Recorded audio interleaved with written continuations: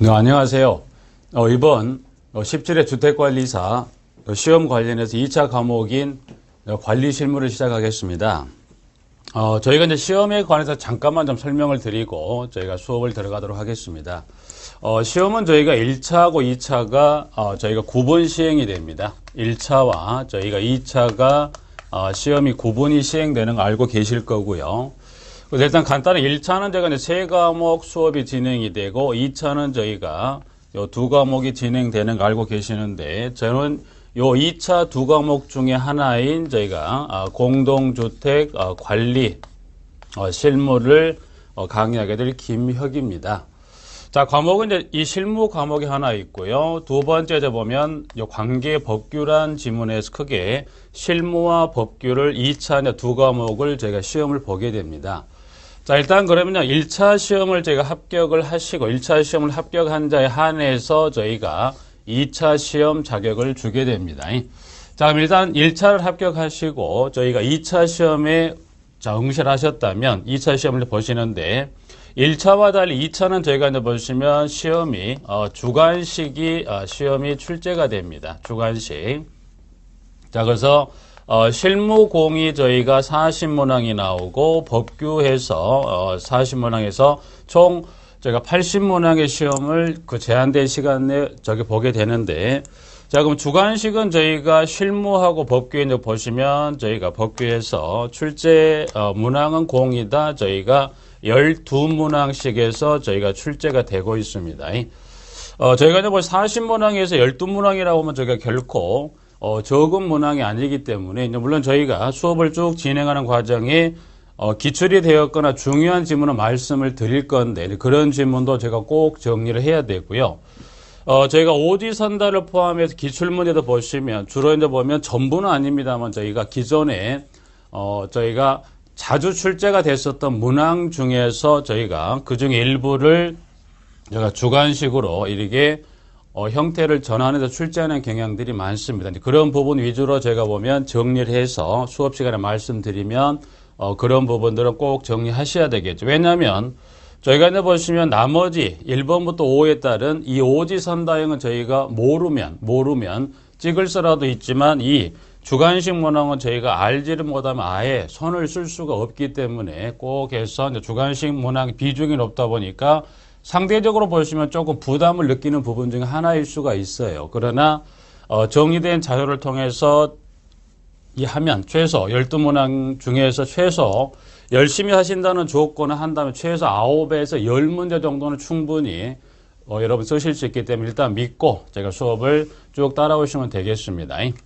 자, 그럼 일단 제가 주관식 문항이란 건 법규 실무 공이 마찬가지입니다만은 제가 양가로 근데 지금까지 보면 지난 제가 16회까지 출제가 됐던 유형을 보면 이 주관식 법규 실무 공이다 보면 이렇게 양가로 해서 지문을 숫자든 용어든 저희가 이 하나만을 쓰는 문항이 출제가 되기도 하고요. 그 다음에 두 번째 보면 숫자와 또는 숫자든 용어든 저희가 두 가지 지문을 채워 넣는 형태로 출제가 되기도 합니다. 그래서 일단 이 하나가 나오면 저희가 보면 주관식 숫자든 용어든 이 하나만 쓰는 지문이 나오는 건 크게 문제가 안 되지만 만약에 지문이 2개, 수치든 수치 2개든 영어 2개든 아니면 수치와 영어를 쓰는 문항이 나오든 간에 2개 문항이 출제가 됐을 때 만약에 이 하나를 맞고 틀렸다.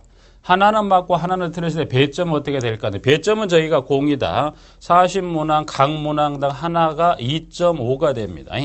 자, 그러면 주관식은 이제 보면 이 객관식은 뭐냐? 주관식은 그러면 1의 경우는 어떻게 하고 2의 경우는 어떻게 저희가 채점할 거냐? 그러면 1번의 유형으로 출제했을 때는 틀려버리면 2.5가 나가는 거고 맞으면 2.5가 들어오는 건데 만약에 이 두 번째와 같이 하나는 맞고 하나는 틀렸을 때 배점 어떻게 할 거냐? 이때는 뭐예요? 이 하나를 맞고 이 하나를 틀려도 이 주관식 지문은 전체적으로 저희가 배점을 주지 않습니다. 그래서 주관식 문항은 지금도 보시면 2개까지 출제가 됐었어요. 근데 주관식 문항을 조금 어렵게 낸다 그러면 아직은 1 또는 2의 유형이지만 만약에 주관식 유형을 보면 조금 난이도를 두겠다, 어렵게 하겠다 하면 최소 하나 또는 둘까지 나왔던 걸 하나를 이르게 더 줘버릴 수가 있어요. 그러면 이게 하나일 때와 둘일 때와 부담인데 만약에 이 지문을 3개 줘버리게 되면 어디까지는 이 2개까지는 무난하게 썼다 하더라도 3개까지 쓰기에는 어떻게 돼요? 제가 이제 수업 시간에 중요하다고 말씀드린 지문들이 있겠지만 그 지문을 여러분들이 2줄이든 3줄이든 정확하게 정리하지 않는다면 만약에 그 중에서 3개의 가로를 주고 쓰세요라고 했을 때는 어떻게 돼요? 3개를 정확하게 지문을 정리하지 않는 경우는 3개 지문을 쓰기가 어려울 수가 있어요. 그러나 준비는 여러분들이 저희가 마찬가지입니다만은 하나 정도 쓰는 건 여러분들이 조금만한 노력만 기울이면 문제가 없지만은 만약에 난이도를 두기 위해서 2번째나 3번째, 이 3번째 유형의 이러한 문항이 12문제에서 4개 이상 만약 줘버린다면 심적인 부담이 뒤따라서 어디에 1번과 같은 간단한 하나를 넣는 문제까지 뭐 할 수 있다. 영향을 줄 수가 있습니다. 그래서 일단은 제가 준비는 출발은 하나를 넣는 연습부터 좀 되면 2개를 그리고 조금 어느 정도 실력이 올라가면 3개를 넣어가는 연습까지를 저에게 해 주어야 그래야 시험장에 가서 여러분들이 12개란 주관식 문항에 크게 저희가 출제를 되더라도 동요됨이 없이 저희가 시험을 치를 수가 있습니다. 만약 주관식 문항이 흔들려 버리면 어떻게 해요? 나머지 몇 개 저희가 28개에 해당되는 이런 문제도 영향을 줄 수 있기 때문에 일단은 이 주관식 문제에 대한 대비를 저희가 철저히 해야 되지 않을까 싶습니다. 자, 일단 시험에 관한 거는 간단히 이 정도 저희가 평균 1차 3과목, 2차 2과목도 역시 마찬가지 각각 평균 60점, 저희가 과락 40점 없이 시행되는 거는 어차피 시험 준비하신 분들은 아실 부분들이니까 간단히 시험에 관한 소개는 이 정도 하고요. 이제 수업을 들어가도록 하겠습니다. 지금 저희가 진행하는 과정이 저희가 기본서로 진행하는 게 아니라 저희가 요 기초 과정을 제가 진행을 하고 있습니다. 그래서 기초 과정을 진행하다 보니까 지금 이제 대부분 저희가 보시면 요 거주하는 형태가 그 아파트에 사시거나 또는 보면 이 시험을 준비하신 분들의 많은 분들이 그 현업인 아파트에 근무하신 분들이 많습니다. 근데 실제 보면 아파트에 근무를 하시거나 또는 이 거주를 하셔도 내가 살고 있는 아파트 또 내가 이 근무하고 있는 아파트를 하더라도 이 아파트 관련한 용어에 대해서는 실질적으로 보면 이 현실에 쓰는 용어와 저희가 앞으로 다루게 될 이 법령에서 쓰는 용어가 다른 내용들이 꽤나 많습니다. 그래서 일단 저희가 기초과정에 저희가 첫 시간이긴 하지만 저희가 이 하나의 공동주택단지를 저희가 예로 들면서 이러이러한 경우는 어떤 용어를 이러이러한 경우는 어떻게 저희가 불러야 되는지에 관한 용어를 한번 정리하는 시간을 먼저 갖고 저희가 수업을 들어가는 게 제가 좋을 거라고 생각이 됩니다. 자, 그래서 일단은 저희가 보면 주택인데 제가 이제 보시면 관리할 사업장은 저희가 단독주택이 아니라 저희가 공동주택을 관리하는데, 이제 하나 예를 들어서 이제 보시면 이렇게 하나 볼까요? 하나의 예를 들어서 저희가 노량진 아파트다. 자, 노량진 아파트입니다. 자, 노량진 아파트를 하나 짓고자 합니다. 이름은 노량진 아파트예요. 자, 그러면 이 노량진 아파트를 저희가 짓고자 합니다. 그러면 이 노량진 아파트를 지으려면 뭐 해야 돼요? 하나의 땅이 있어야 됩니다. 그래서 땅을 제가 보면 이렇게 확보를 했어요. 자, 땅을 이렇게 확보를 했습니다.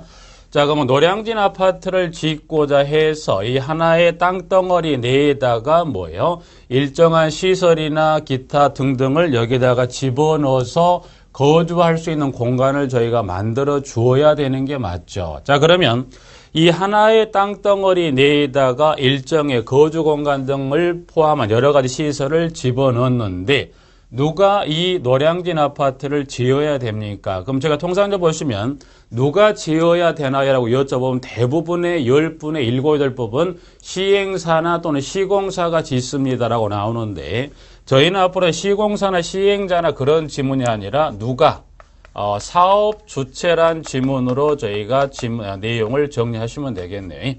자, 누가 노량진 아파트를 짓습니까? 이제는 저희가 사업 주체란 용어 마찬가지예요. 저희가 법규든 실무든 이제 보시면 이 시행사 시공자란 지문보다는 특히 이제 보시면 사업 주체란 지문이 저희가 간혹 자주 등장을 하게 됩니다.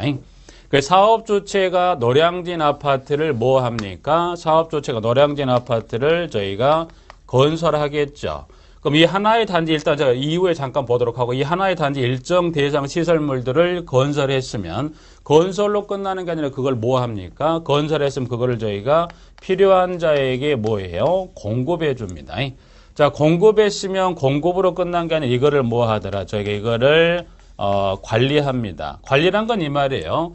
이 하나의 주택단지 내에 일정 시설물을 집어넣었으면 이 누가 지었다? 사업주체가. 그럼 사업주체는 건설도 하고 공급도 하고 바로 나가는 게 아니라 일정의 아파트가 초기 안정화되기 전까지는 누가 그 아파트 초기 관리를 하더라? 사업주체가 하게 됩니다. 그래서 사업주체는 하나의 단지를 건설도 하고 공급도 하고 초기 이 아파트가 안정화되기 전까지 뭐 하더라? 관리를 합니다라고 봐주시면서 이제 볼까요? 자, 그러면 건설합니다. 이 하나의 단지 내에 뭐를 저희가 집어넣어야 되나요? 사업주체가 그런 의문이 나옵니다.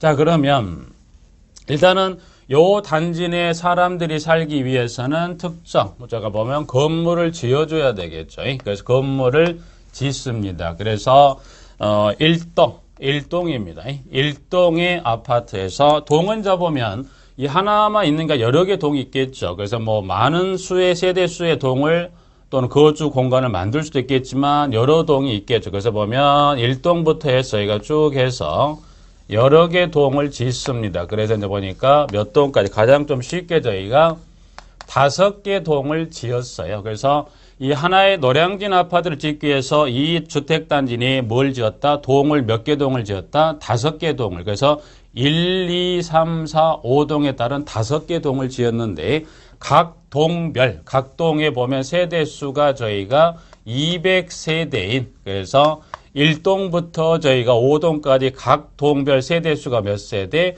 200세대가 되죠. 그러면 저희가 이 노량진 아파트에 공급되는 세대수는 전체적으로 1동부터 5동을 대했을 때 몇 세대가 됩니까? 전체적으로 보면 노량진 아파트에 공급되는 세대수는 저희가 보면 몇 세대? 저희가 1000세대인 아파트를 누가 사업주체가 일단 건설을 하겠다는 거예요. 그러면 건설한다는 것은 이 거주 공간이 뭐만 있으면 되겠다가 아니라 물론 거주 공간이 요 주택만 있으면 안 됩니다. 그러면 주택만 딸랑 지어놨죠? 자, 그러면 주택만 지어놨다는 건 뭐예요? 거주 공간만 있지 이게 외부하고 어떻게 돼? 이게 뚝 떨어져 있잖아요. 그럼 뭐 해야 돼요? 세대 이 내에서 생활하려면 물도 필요하죠. 전기도 필요하죠. 또 세대에 사용했던 물을 밖으로 빼내줘야 돼요. 그래서 기타에 관련 저희가 설비 등을 집어 넣어줘야 됩니다. 자, 일단 그러면 이렇게 하나 보죠. 일단 주택을 하나 먼저 지었어요. 일정에.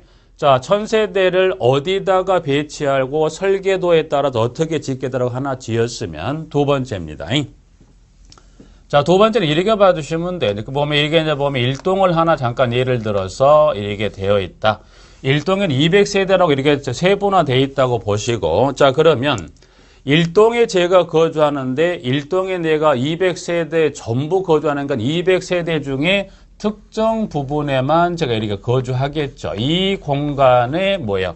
나와 식구들이 거주하는 공간이죠. 그래서 저희가 이 공간을 저희가 보면 이렇게 전유 부분이라 저희가 부릅니다. 그래서 앞으로 제가 이제 보면 관련 법령을 제가 들어가 정리할 때 보면 전유 부분이라는 지문이 나오는데 전유 부분은 어디를 생각하시면 돼요? 특정 동에 내가 모두 거주하는 게 그 중에 특정 구획된 요 공간 내에서 나와 식구들이 거주할 수 있는 공간을 여쭤보면 뭐라고 보였죠? 여러분들 기억하셔야 돼요. 전유 부분이라 기억을 하시면 되죠. 자, 그럼 이 전유 부분에는 저희가 누군가는 살죠. 누가 삽니까? 여쭤보면 사람이 살지 누가 사나요? 근데 사람이 사는 거는 많은데 또 그만 이 아파트에 실제 근무하신 분한테 자, 그럼 이 전유 부분에는 누가 거주하죠? 라고 여쭤보면 답이 어떤 이야기가 나오냐면 주민이 거주하죠. 근데 주민은 아닙니다. 이제 틀린 건 아니지만 저희가 이제는 이제 보시면 이런 제가 사업주체라는 용어도 한번 이렇게 저희가 정리했듯이 자, 그러면 이 아파트의 이 전유 부분 내에 한 세대가 단독으로 살 수 있게끔 구획된 이 전유 부분에 거주하는 사람들이 누구인지를 제가 이제 보면 명칭을 정리해 두셔야 돼. 그래서 그 명칭에 따라서 전유 부분에는 누가 거주합니까? 입주자가 거주하고요. 또는 누가 거주하냐면 사용자가 거주한다라고 이제 앞으로 지문들이 나올 거예요.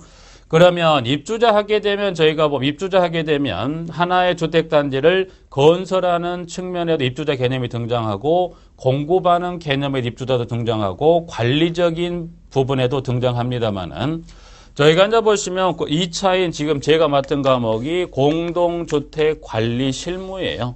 그러면 관리 실무는 하나의 단지를 건설, 공급, 관리했다면 이 중에서 실무는 이 중에서 어느 부분에 관련된 관리와 관련된 부분에 대해서 정확하니 정리하고 시험도 어디에요? 주로 이 부분에 출제가 됩니다. 그러면 이 하나의 단지를 건설 공급한 것은 그러면 이거는 출제가 되지 않나요? 되지요. 이 부분은 어디서 나옵니까?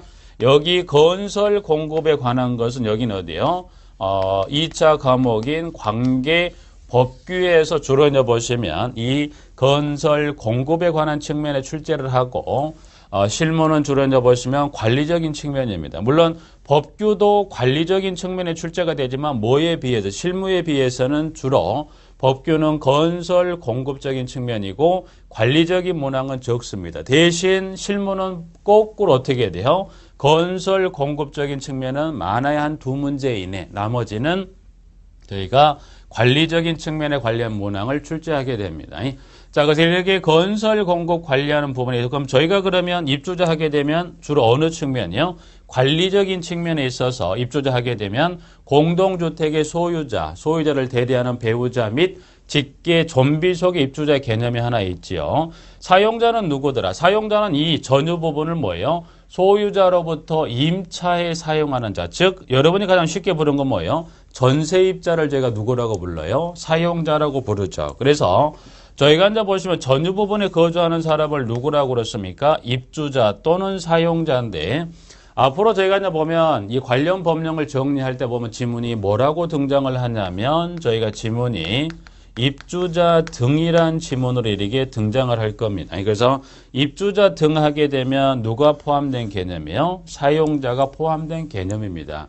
그래서 이거를 제가 왜 이렇게 나누어 정리해야 되냐면 앞으로 저희가 보면 진행되는 법령 중에 보면 입주자라는 지문도 나오고 사용자라는 지문도 나오지만 이 입주자와 사용자가 갖는 권리와 의무 관계가 같은 권리 의무도 있지만 또 누가 사용자가 배제가 되는 권리나 또 의무가 있다는 거예요. 가장 대표적인 하나씩만 설명드려 볼까요?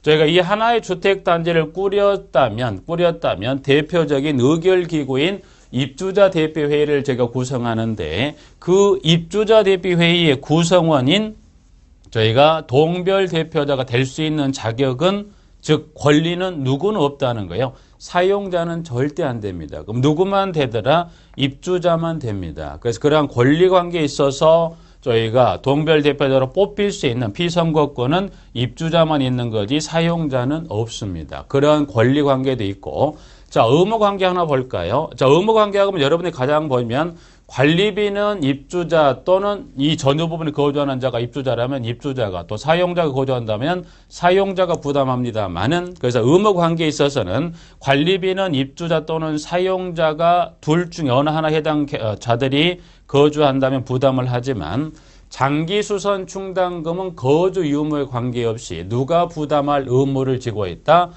공동택의 소유자가 부담할 의무를 지고 있기 때문에 제가 앞으로 진행하는 과정에서 입주자와 사용자가 갖는 권리 의무 관계를 꼭 정리하고 또 그러한 부분들이 시험에서도 저희가 다뤄지고 있습니다. 난이도는 그렇게 높지는 않습니다만은 출제되고 있기 때문에 그러한 권리 의무 관계를 정리해야 되고 그리고 마찬가지 표현은 입주자 또는 사용자란 지문보다는 입주자 등이란 지문으로 하기 때문에 등하게 되면 누가 포함된? 사용자가 포함된 개념입니다라고 봐주시고 자 그러면 이 주택을 하나의 단지 내에 꾸려 집어넣었어요. 그러면 이것만 집어넣는 게 아니라 이 전유 부분에 거주하는 입주자 등이 이 단지 내에 생활을 하기 위해서 편리한 시설도 집어넣습니다.